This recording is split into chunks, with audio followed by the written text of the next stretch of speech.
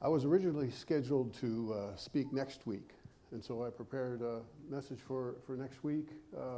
And then they asked me to move back to this week, and purely coincidentally, I'm sure that the divine had nothing to do with it, but the title of the message was A Feast of Joy. And so I started, when they called me, whatever, I looked and said, okay, what is the theme of the third week of Advent? And it's like, joy. Oh. So maybe there was something behind that, whatever. What I'd like to look at today is a reading from the book that our old choir master, Melinda, gave us, God Makes the Rivers to Flow. And it's a Buddhist writing, and I think it ties in well with the whole Christmas idea of the divine and coming to this awareness that God is in us, God is us, and seeing that it transcends all religions, it transcends all people's ideas of how it works. It starts off, as a blind person feels when he finds a pearl in the dustbin, so am I amazed at the miracle of Bodhi, or of divine enlightenment, rising in my consciousness. It is the nectar of immortality that delivers us from death.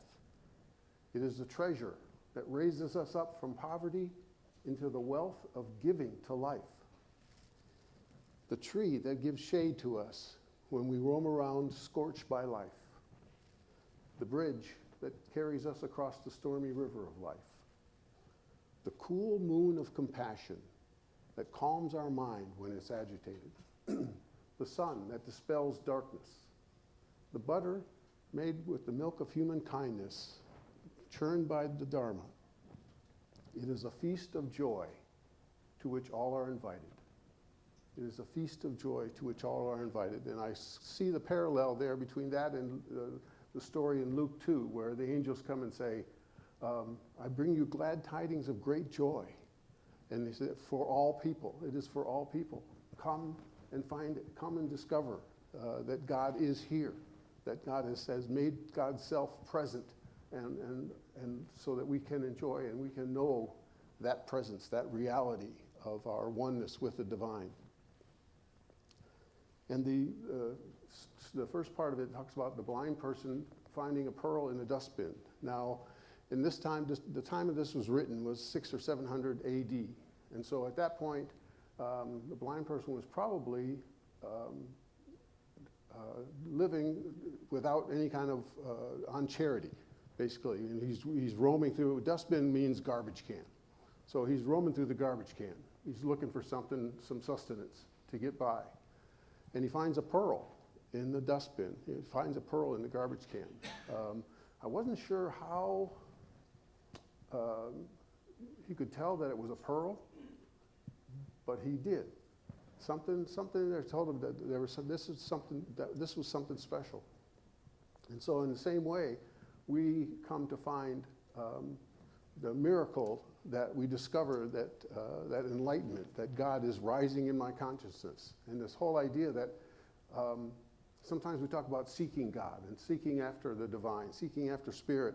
And what I like about this is the fact that it talks about the consciousness rising, the awareness rising in my consciousness. In other words, the divine is reaching out to me. The divine is instigating this interaction. The divine is letting me know that the divine is there, that all that we need and all that we are is the divine. And we're not stuck there going, well, I wish somebody would tell me what do I do? And that somehow God, through circumstances sometimes, through other miracles, I can think of several times in my life where I thought, boy, I'm really alone here. And then all of a sudden, something would happen. I would get switched to a different week, and my theme would be exactly what it would, these different kind of things that remind me that the divine is working in my life. So it's a we're called or we're invited to respond. We're invited to respond and open our lives to that call inside that says, hey, I'm here. I'm here. I am you, and I'm here. And it says, it is the nectar of immortality that delivers us from death. When I don't know that the divine is there, there is a certain kind of death, a certain kind of spiritual lacking in my life. And the further away from that I find myself, the uglier and the more painful that kind of death can be. It just, somehow life just doesn't work. There's no rhythm in the steps, you know, there's no bounce in your step. There's something missing. And when I finally get to that point where I recognize, my wife had a friend who was going through some difficult times, and she had a 3-year-old in the back seat of her car, in their seat, and had a autistic child, about 8 or 9 years old, sitting in front seat, who was not able to have eye contact with his mother. And she was driving down and just getting so upset, and she finally pulled over to the side of the road and all of a sudden she said, "Oh, there you are." And at that point, her son looked her right in the eyes, turned and looked her right in the eyes, and the baby stopped crying totally. And it was like a calm came over the car. And that whole, again, that nectar, that brings us, it says, you know, I'm here. And all of a sudden, life takes on another energy.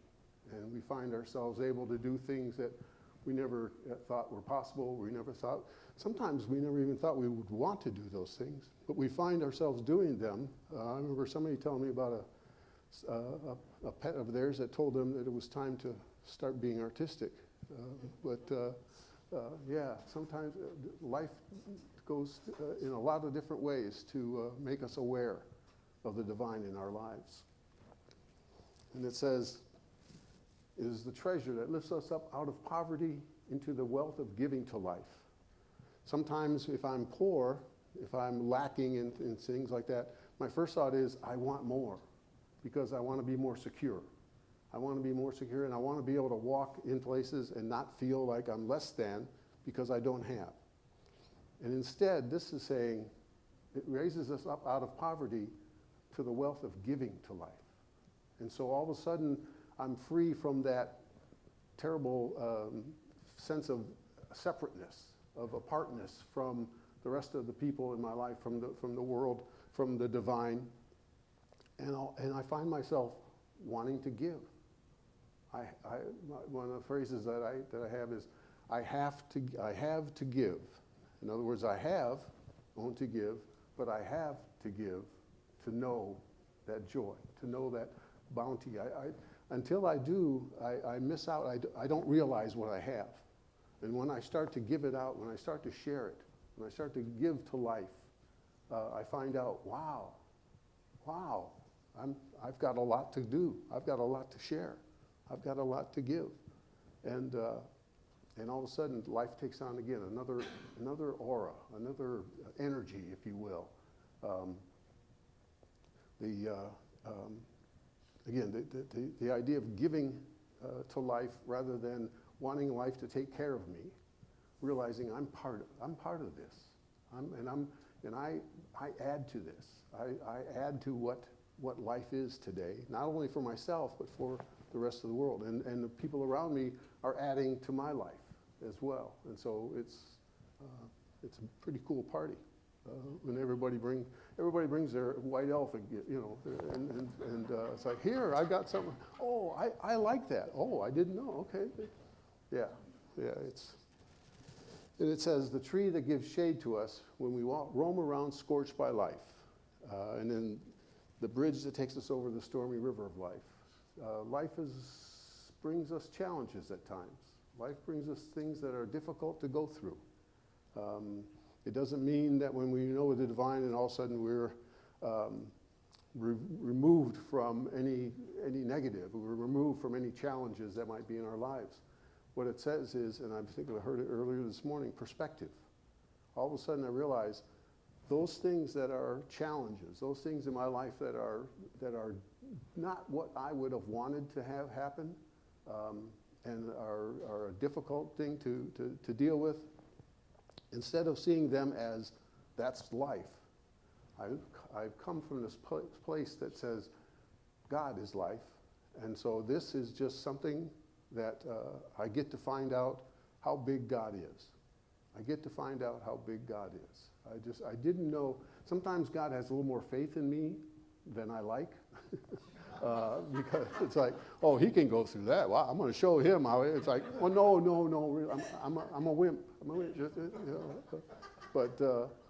but it does.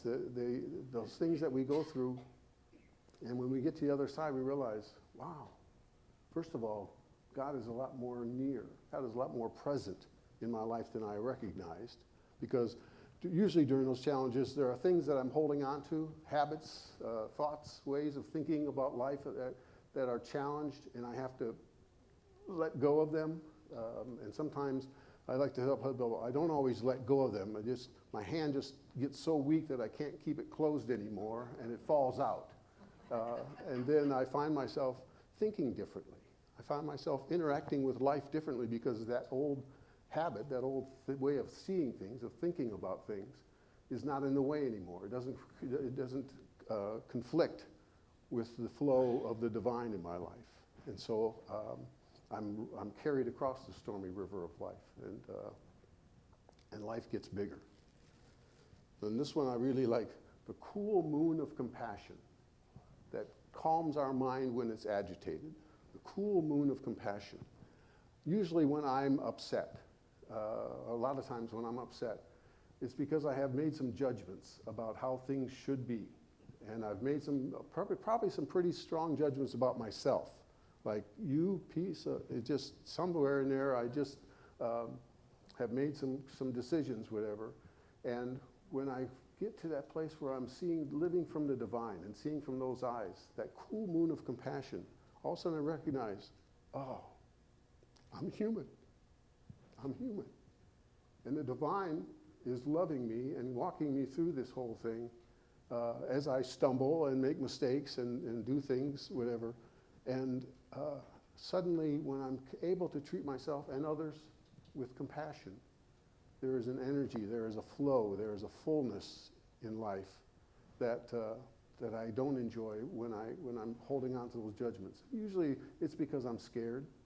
You know, I think that life is supposed to fit in this little box, and I think that life is supposed to be just this way.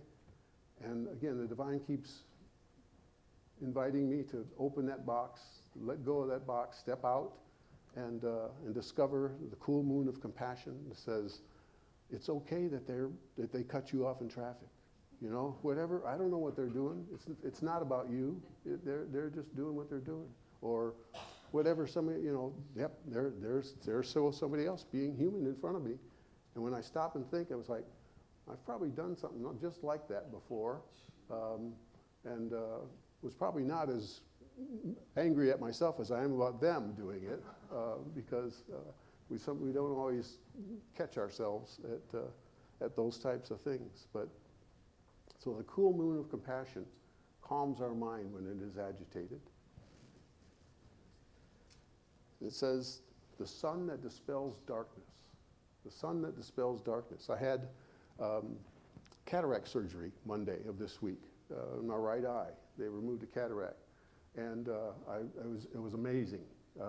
I went back to I'm in my office, and I cover up the eye that was operated on, and my walls are beige. I cover up this eye, and my walls are white. And I'm like, what in the world? And so the same whole thing, the sun that dispels that darkness, that takes away that filter that is clogged up with all these different things that old hurts or old ideas, old things that we've experienced and gone through, and maybe are holding on to. A lot of times we don't even realize they're there. It's not until, like, I remember when I first got glasses. I went to the eye doctor and he ran me through the tests, you know, this kind of stuff. And I said, well, I need reading glasses. And he goes, well, There might be more than that that's missing. And so I realized, oh my gosh, the world is not fuzzy. There's actually straight lines in life. There's actually borders, because I had eyeglasses that gave me good vision. Yeah. Yeah. And so in the same way, I didn't, for all I would tell you before this week, my walls were beige, because I saw that way through both eyes. That was just how it, and I'm looking forward to finding out what it does to my painting. Because it's like, well, wait a minute, where'd that color come from? When I painted that, it was brown. Why is it white now? So it's, and that again, the presence of the divine, the recognition, that knowingness that we are one with God, that we are one with each other in God. That God, as we've said in prayer, expresses as each of us. The sun that dispels darkness. And then it says, the butter made from the milk of kindness by churning it with the Dharma. The milk of kindness. I like that word kindness. Sometimes we can get caught up in niceness. And the niceness is kind of a denial that there's anything wrong. You know, oh, this is, oh, no. Nope, everything, yep, look how pretty it is. Kindness is God saying, I know those mistakes. I know what's going on inside. I see that. And I love you. And I include you. I know everything about you. And I include you. And you are a part of me. That's kindness. It says, I know. And there's a part of the New Testament, 1 Corinthians 13, it says, love is kind. And it's not pretending that everything is okay. It's not pretending that, oh, geez, isn't it all pretty? Isn't life just pretty? It says, I know there are mistakes, there are hurts, there are these things that happen in life. And I know everything that's going on. And I just welcome you. And I just hold you. And I just love you. And nothing is held back. We're not fooling God. You know, sometimes I think, well, he didn't see that. I hope he didn't see that. Maybe if I do something real fast and make cause a scene over here, you won't. Don't look over there. It's like the Wizard of Oz. Don't look at that man behind the curtain. Look over here. Look over here. Yeah, God knows, and again, that is just so amazing that the love continues to flow, that it doesn't interrupt it. God doesn't say, well, Scott, that's the 303rd this week. How, you're really. I say, okay, you have to love me because you're God, so I'm safe. But those kind of, this whole idea that the imperfection, the kindness, I know everything there is about you, and I love you, and you are a part of me, and I own you, I claim you. If anybody wants to stand up and say, yes, that she is mine, it's part of me, that's part of my expression in life, the milk of kindness. And then it finishes, says, it is a feast of joy to which all are invited. A feast of joy to which all are invited. Again, what Carter gave a wonderful description and definition of the word joy, of the depth of that experience, that it's more than happiness, that it's a sense of deep well-being and deep gratitude with life. It is a feast of joy to which all are invited. The verse again in Luke 2 says, I bring you glad tidings of great joy, which is for all people. And this again is the universal, it says, all of it, it's a feast of joy to which everybody is invited. There's no shouldn'ts or should. There's nobody that's left out, well, then there's you. But, okay, there's none of that. Nobody is refused. Everybody is invited to enjoy this. And I like this parallel because it lets me know that It's a Christmas spirit, but the whole idea of Jesus was God is here. God wanted us to know that God is real. And so God made God self-aware, present in the world, in life. And in the same way, the awareness, the consciousness of God is a reality and stays with me. And I live in that consciousness. And as a result, life gets really different and really bigger. I never knew that I could live the way I live today until that continually, that consciousness grows when I give myself to it, when I do things that enhance it and allow it to speak more clearly and more loudly. Sometimes it can feel frightening. It's like, you want me to let go of what? You want me to stop thinking what way? And because I've got these boundaries in the way that are keeping me from that full consciousness of joy. So this morning, we celebrate the consciousness of the divine. We celebrate this feast of joy that we are all invited to and all get to take part in.